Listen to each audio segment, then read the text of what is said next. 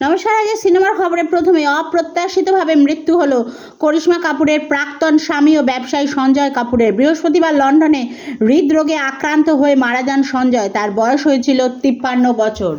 ঘরে বাইরে সমান তালে।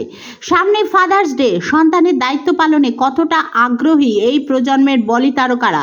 পর্দায় যতই আলফা মেলদের রমরমা হোক না কেন, সেই তারকায় নিজের বাড়িতে সন্তানদের জন্য একজন ছাপোষা বাবা। বলিউডের নতুন প্রজন্মের বাবারা কিন্তু শুধু শুটিং সেটে বা ছবির প্রচারে ব্যস্ত নন, তারা বাড়িতে বাচ্চাদের নির্ভরযোগ্য অবলম্বনও বটে।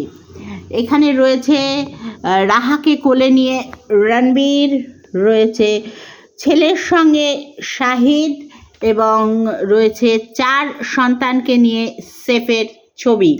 ক্যামিও চরিত্রে আমির খান। এবার রজনীকান্তের ছবিতে অভিনয় করবেন আমির খান। লোকেশ কনকরাজের কুলিতে ক্যামিও চরিত্রে থাকবেন তিনি। এখনকার মতো সিনেমার খবর এখানেই শেষ। যদি আমার চ্যানেলটি আপনাদের ভালো লাগে প্লিজ আমাকে সাবস্ক্রাইব করুন।